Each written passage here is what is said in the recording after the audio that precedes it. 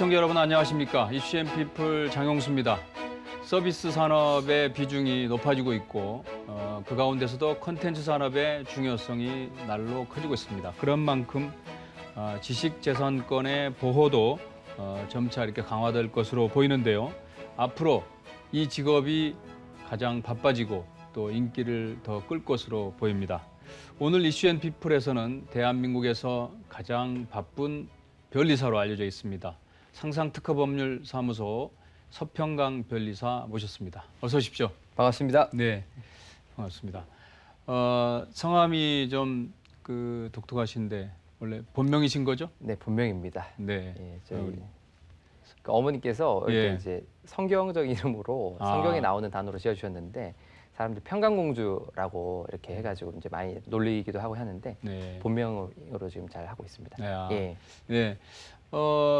요즘 핫한 변리사 이렇게 알려서 있는데 본인 소개부터 간단히 좀 해주시겠어요? 일단 저는 그 변리사 합격한 지는 사실 연수는 좀 꽤 됐고요.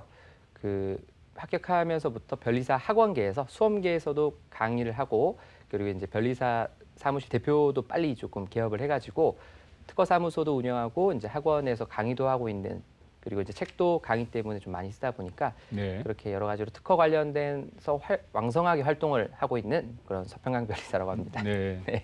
본인이 직접 왕성하라는 표현을 하시는 거 보니까 진짜 뭐 활발하게 활동을 하시는 것 같기도 한데 이제 차츰 여쭤보기로 하고요. 그 상상특허법률사무소 이 스타트업 관련해서 지원을 하고 이렇게 비즈니스를 하시는 걸로 알고 있는데. 그렇죠. 이제 대한민국 같은 경우는 이제 대기업과 중소기업의 격차가 굉장히 큰 나라입니다. 뭐 이제 삼성 한 분기 뭐 영업이익하고 중소기업 다 합친 거 하고 해도 이제 더 작을 정도로 그러다 보니까 이제 특허 사무소도 좀 양극화인 것이 대기업권을 대한민국에서 1, 2, 3, 4, 5등 하는 게 기업 규모 크기 1, 2, 3, 4, 5등 하는 순서대로 거의 크기가 돼 있고 대기업을 하는 사무소를 제외하고 이제 스타트업 위주로 하는 사무소들이 따로 있는데요. 저희가 이제 그쪽에서는 스타트업 위주로 하는 쪽에서는 아마 올해 지나면은 이제 출원 건수 1등을 하지 않을까 싶은데 좀 많이 이렇게 하고 있습니다. 스타트업 위주로 많이 좀 도와드리고 있는 편입니다. 그 갈수록 벤처 이 스타트업 기업들을 뭐 정부 지원도 강화되고 또 청년 창업도 유도하는 그 사회적인 분위기 때문에 많이 늘어날 것 같은데. 정확하게 보셨고요. 실제 박근혜 대통령 정부부터 시작됐었는데 이명박 대통령 그 전에 이제 이명박 대통령 때는 토건을 이제 그때 1년 예산이 250조가 안 됐으니까 그때는 없는 돈에서 조금씩 내서 토건을 하다 보니 이제 국가 지원 사업에까지 힘을 쓸 여력이 없었는데 SOC 말씀하시는 거죠? SOC를 확실하게 하셨기 때문에 우리 이전 대통령께서는 근데 박근혜 대통령께서 넘어오시면서는 그 창조 경제라는 것 자체가 뭔가 이제 정확하게 메시지는 있는데 이제 정확하게 이렇게 안 해주시다 보니까 이제 이 밑에 있는 장관님들께서 이제 창업 쪽 지원의 이쪽에 좀 더 힘을 많이 써주시고 중소기업 위주로 좀 힘을 많이 쓰는 방향의 정책을 해주셨고 현재 문재인 대통령께서 되고 나셔서는 있는 지원금을 훨씬 더 많이 늘려주셔가지고 지금은 사실은 오히려 대한민국이 창업하기 오히려 좀 좋은 나라가 좀 많이 되지 않았나. 그래서 무상 지원금, 유상 지원금, R&D 자금 이런 무상 지원금이 아마 들으면 좀 놀라실 수도 있는데 한 24조 2천억 정도 매년 무상 지원금이 있고요.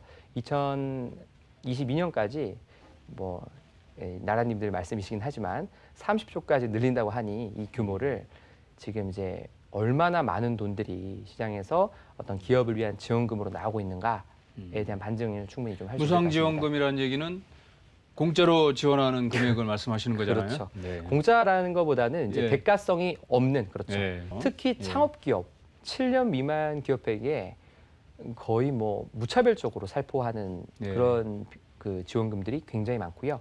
7년이 넘어가는 기업들은 이제 R&D 위주로 좀 해야 되고 7년이 안 된 기업들은 말 그대로 이제 사업화에 써봐라. 예를 들어서 뭐 빵집을 하나 한다고 젊은 청년이 빵집을 하나 오픈을 한다고 하더라도 정부에서 받을 수 있는 돈들이 꽤 됩니다.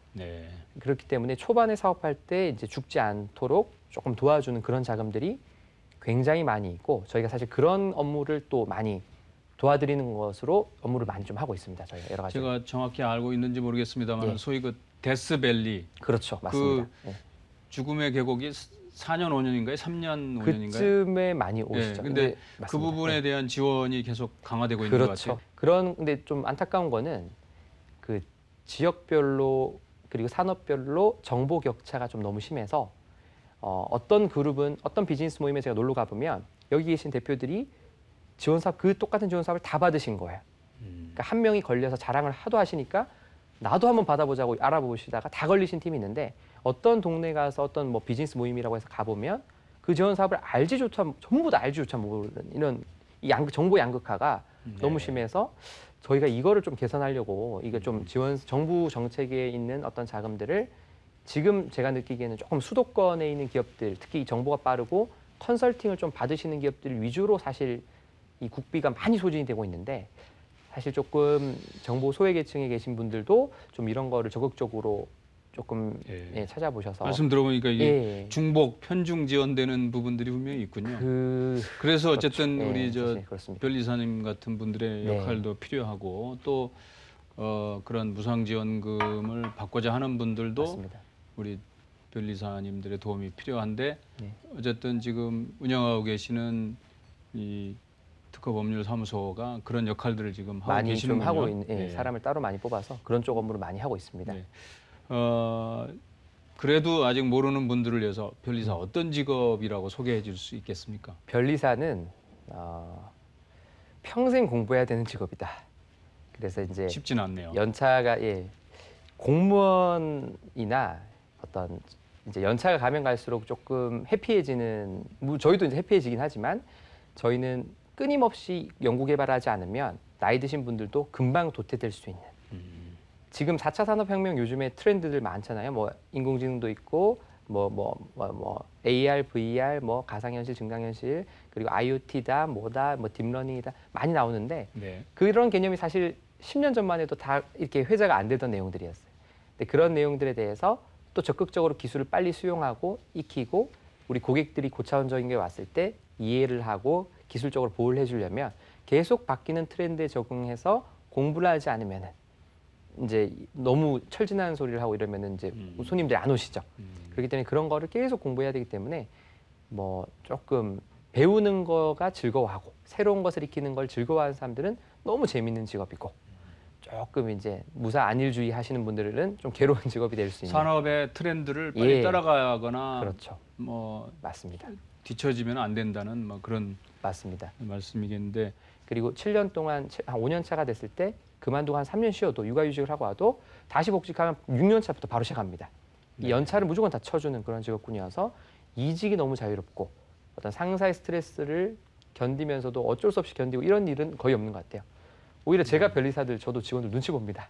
조금만 잘못해주면 나갈까 봐 눈치 보고 이렇게 하고 그런 점에서는 조금 어떻게 보면 좀 매력적인 직업으로 다가올 수 있겠는데 행복하게 살기에는 뭐 이제 그 직업상 이제 상표권 분쟁 이런 거 많이 다루시죠? 많이 다루죠. 네, 좀 그 팽수 관련해서 직접 그 중재를 하신 걸로 알고 있는데 그게 맞습니다. 어떤 사건입니까?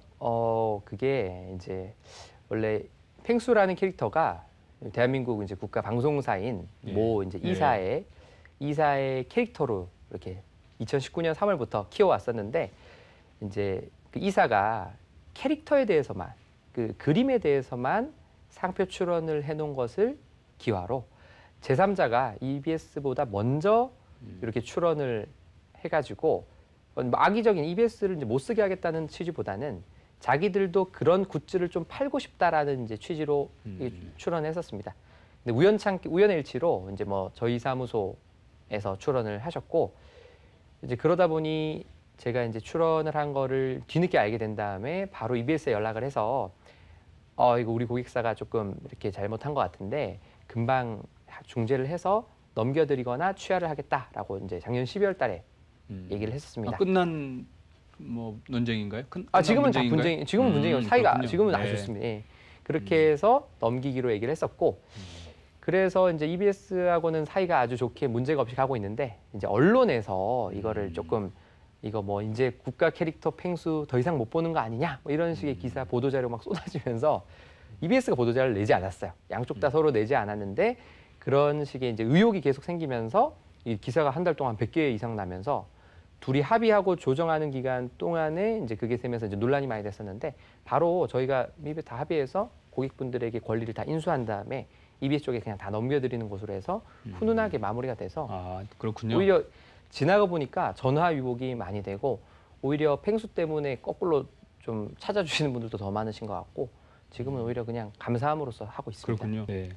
일반적으로 이제 중소기업이나 네, 그 일반인들이 그런 발명 특허권 부분에 대해서 예.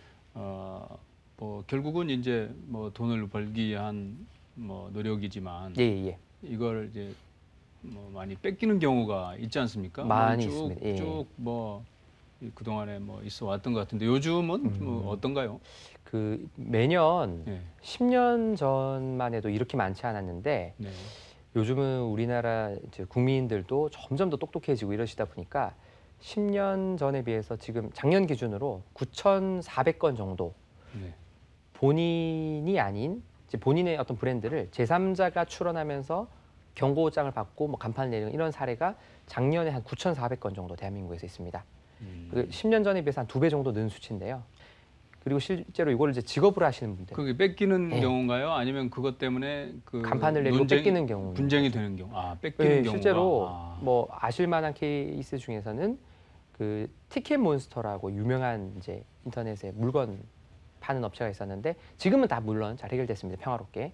과거에 2010년도 5월 10일 날 티켓몬스터에서 런칭을 했습니다. 런칭을 한 바로 그 다음 날 그 런칭 때 썼던 로고랑 티켓몬스터라는 이름을 제3자가 출원을 해버립니다. 하루 다음 날. 티켓몬스터는 15일 있다가 출원을 하게 되는데요. 그 과정에서 티켓몬스터는 권리를 못하고 제3자가 등록을 받게 되면서 이 권리에 대해서 너무 터무니없는 합의금을 요구해가지고 실제 티켓몬스터 측에서 한번 간판을 내렸던 일이 발생합니다. 그래서 실제 공지가 지금도 구글에 검색해 보시면 나오거든요. 그 사랑하는 어떤 고객 여러분, 여러분이 좋아하는 이 모양과 이런 거는 더 이상 앞으로 보일 수 없게 되어서 너무 죄송합니다. 상대 상표 출원인 측이 터무니없는 합의금을 요구해서 도저히 저희가 용인하기 어려운 수준이어서 간판을 내리게 되었습니다. 이런 글도 올라왔다가 이제 합의 브로커 하시는 분도 이제 갑자기 간판 내리니까 마음이 약해지잖아요. 그러니까 합의금을 제가 봤을 때 뭐 조정을 했던 것 같아요. 그 내용은 이제 비밀리에 붙여져 있지만 이제 추정하기로는 어느 정도 상당한 그래도 어느 정도 이제 대가를 치르고 가져오지 않았나 이런 이제 뭐 의견이 조금 있는데 뭐 자세한 내막은 아직 알려지진 않았고요. 뭐 하여튼 그런 그런 우리나라도 이제 특허 보호가 과거보다 점점 세게 되고 있다 보니까 점점 더 이제 그런 쪽에 왜냐하면 특허를 또 세게 보호해 주다 보면 그러한 거를 또 남용하는 사람이 생기기 마련이거든요. 그러니까 그것도 좀 여쭤보려고 하는데 그럼 지금 말씀처럼 그 특허권을 받았다는 그러니까 지재권을 받았다는 것을 이유로 이렇게 남용하는 사례도 많이 있습니까? 많이 있습니다. 실제 저희 그 고객사 중에 제가 한 번을 어떤 우리 그 의류 만드는 회사, 의류를 수입 판매하는 회사였는데 이사에게 공격을 받았습니다. 어떤 특허로. 그래서 제가 대응을 잘해서 무혐의로 끝났습니다. 근데 저희 고객사 중에 의류 만드는 다른 회사가 똑같은 경고장을 또 받는 거예요. 똑같은 회사에게. 근데 알고 봤더니 그 회사가 여기 저희 고객사들만 괴롭히는 게 아니라 전국에서 유통 한 가닥 한다는 회사들, 한 50억 넘어가는 회사들은 전부 경고장을 보내서 어떤 특허를 받았는지 봤더니 직물 배치 방법에 대해서 약간 두루뭉실한 끈을 어떻게 서로 이렇게 직물들을 배열해서 이렇게 옷에 직물을 짜느냐 그런 거에 관한 특허를 받고 무차별적으로 공격을 해서 합의금 장사를 하는 쉽게 말해서 형사소송을 특허나 상표를 침해를 하면 민사뿐만 아니라 형사처벌 대상도 되기 때문에 형사를 걸면 경찰서에 출석해야 되고 여차하면은 검사에까지 기소가 될 수 있는 여지가 있는데 사업이 잘 되시고 바쁜 대표들 입장에서는 그런 귀찮은 게 너무 싫거든요. 그러니까 이제 더러우니까 그냥 뭐 합의금 얼마 주면 된다 물어봐서 뭐 한 500 주면 된다. 아 그럼 500 줘버려. 이렇게 하고 끝나는 케이스들이 워낙 많아서 실제 그 남용하시는 분을 보니까 대리인도 안 쓰고 돈 많고 시간 많으면 사실 소송할 수 있거든요. 그러다 보니까 그냥 소장만 다 접수해서 똑같은 내용으로 그렇게 해서 대응하는 쪽은 더 이상 괴롭히지 않고 대응 안 하고 그냥 좀 계속 막고 있는 데는 막 고소까지 해가지고 괴롭혀서 결과적으로 합의금 받아내는 그런 식으로 합의금 장사하는 기업들도 꽤 있습니다. 그런 개인들도. 지재권 장사인가요, 그게? 그렇죠. 아까 앞서 말씀하신 그 국가 지원 사업 네네네. 관련해서 네네. 직접 그 이제 심사위원으로도 뭐 역할을 하시고 그러면서 더 이제 많이 그 자문을 하시고 지도를 하시는 걸로 알고 있는데 코로나19 이후에 지금 나타나는 현상, 그러니까 기본적으로 뭐 어떤 영역이 커지고 또 좀 주의해야 될 부분 한번 좀 정리 좀 해주시겠어요? 코로나19 이후에 좀 변화하는 양상은 기업들은 돈을 움켜쥐고 있고 경제 위기가 왔을 때는 현찰을 조금이라도 더 보유하고 있는 기업이 자산의 가치가 폭등하는 구조가 됩니다. 헐값에 나온 매물들을 이렇게 인수할 수 있고, 그런 기업들, 대기업들이나 이런 기업들의 투자금을 받으면서 커가는 우리 중소기업들은 입장에서는 너무 지금 어려운 시기입니다. 그러다 보니까 국가가 지금 사실 돈을 좀 많이 더 풀어서 부양을 하려고 하는 쪽이고요. 그렇죠. 아마 예상컨대 하반기, 내년 1분기까지도 돈을 쓰는 단체는 국가밖에 없을 거다라는 게 전문가들 견해입니다. 기업은 계속해서 안전하게 최대한 투자를 보류하고 기존에 넉넉하게 썼던 부분도 지금은 이제 모 기업, S기업에 제가 또 경영지원인 팀한테 들은 얘기인데 100만 원 이상 결제하는 거는 다 100만 원 이상 쓰는 거는 다 결제받고 나가라. 뭐 이런 정도로 예전엔 편하게 썼던 부분까지도 지금은 지출을 꼼꼼하게 관리하면서 돈을 긴축을 하고 있는 그런 데들이 많습니다. 그렇다면은 국가 지원 사업과 정책 자금 활용 어떻게 해야 되는지 간단히 좀 팁을 주시죠. 간단히 팁만 사실 설명드리기가 워낙 많은데 팁을 짧게만 좀 드리면 그 지원 사업 크게 3대 요소라고 하는데 3대 요소 중에 1번이 좋은 인력, 좋은 구성원을 가질 것. 그리고 쉽게 말해서 이제 뭐 이력이 사회 이력이 하나도 없는 학생 창업보다는 뭔가 어떤 해당 업에 20년 이상 종사해서 거기서 블루오션을 발견해서 이렇게 하겠다. 또는 뭐 교수님들, 박사님들 아니면 그 분야의 전문가로 조금 평가받을 수 있는 요소들. 인적 구성. 그렇죠. 그런 인적 구성으로 가는 게 훨씬 유리하고요. 그리고 매출이 적은 팀보다는 매출이 많은 팀이 지원 사업에서 이길 확률이 높습니다. 그리고 특허. 요 3대 요소가 받쳐주면 특허가 없는 팀보다는 있는 팀에 줬을 때 부담이 없어요. 왜냐하면 책임을 이제 특허청으로 떠넘길 수 있는 구조가 되다 보니까 예를 들어서 이 팀에 대해서 돈을 집행을 하고 나중에 이 팀이 뭔가 돈을 좀 엉뚱한 데 잘못 써가지고 문제가 됐을 때 왜 그 팀에 줬느냐라고 책임에 추궁이 들어왔을 때 국가에서 기술력이 있다고 인정을 해준 기업이라고 해서 저도 믿고 줬는데 이거 잘못됐나 보네요. 이렇게 하면 소명이 가능하거든요. 그러다 보니까 하나라도 레퍼런스가 더 있는 기업이 유리합니다. 그래서 그런 거를 저희가 좀 얘기를 사실 좀 이것저것 잘 해드린 이거 말고도 요소들이 굉장히 많이 있는데 일단 눈에 보이는 요소를 만들 것. 취업하고 똑같다고 생각하시면 될 것 같아요. 네. 눈에 보이는 지표들이 중요하다. 서별 이사님은 직접 엔젤 투자도 그렇죠. 하시는 걸로 알고 있는데 비단 어느 정도 하시는 건가요 지금? 비단 저뿐만이 아니라 스타트업 전문으로 하는 회사 대표님들 중에 스타트업에 투자 안 하시는 대표님이 거의 없으신 것 같고요. 이쪽 특허 쪽이요? 특허업계 대표 변리사 하시는 분들 중에서. 왜냐하면 초반에 되게 약수할 때부터 봐왔던 스타트업 중에 잘 되는 기업들이 나옵니다. 근데 그런 대표님들께서 돈을 너무 많이 버셔가지고 잘 되는 거 보면 우리도 투자를 사업은 직접 못하더라도 투자를 해서 좀 우리도 저렇게 좀 해보고 싶다 이런 마음이 좀 많이 생기다 보니까 조금 가능성이 있어 보이는.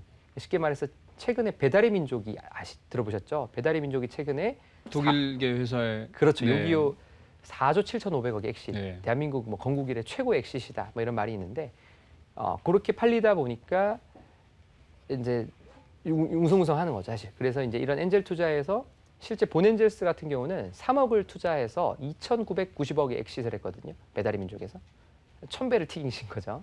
네이버도 350억에 들어갔다가 2,100억에 털고 나옵니다.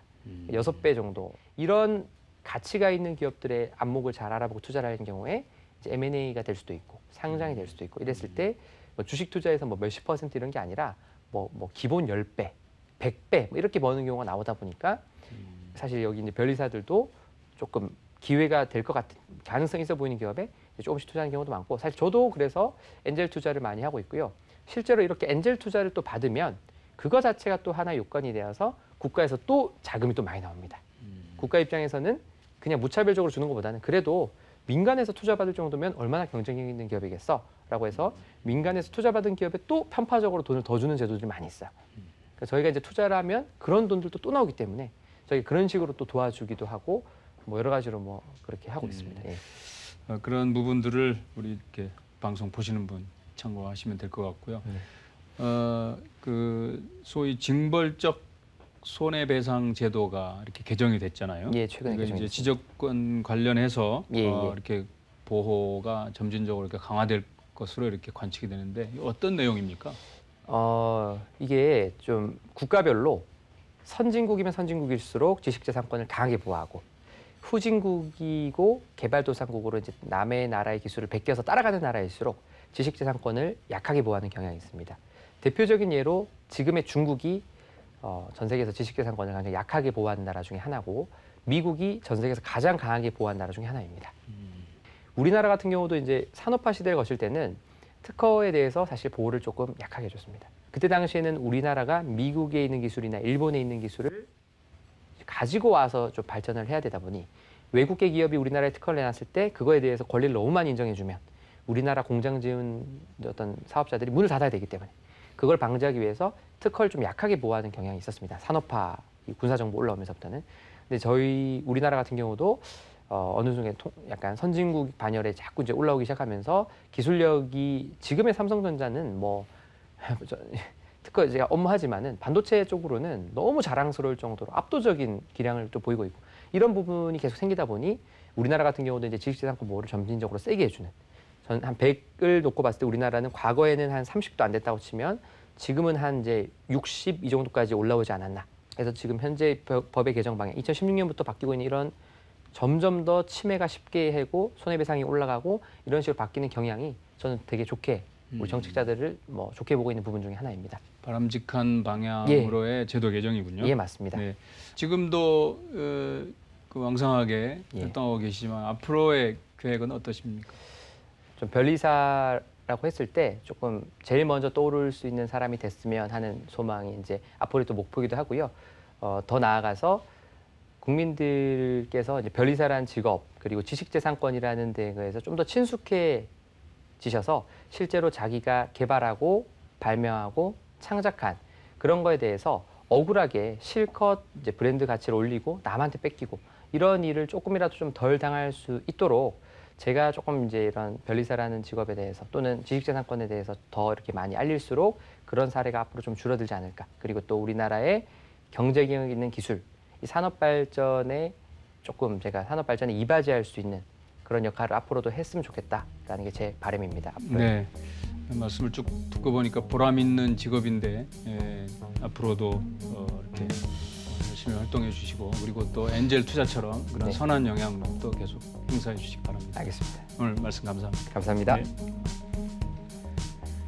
네, 지금까지 서평강 변리사 말씀 나눴습니다. 다음 주에도 화제의 경제 리더와 함께하겠습니다. 감사합니다.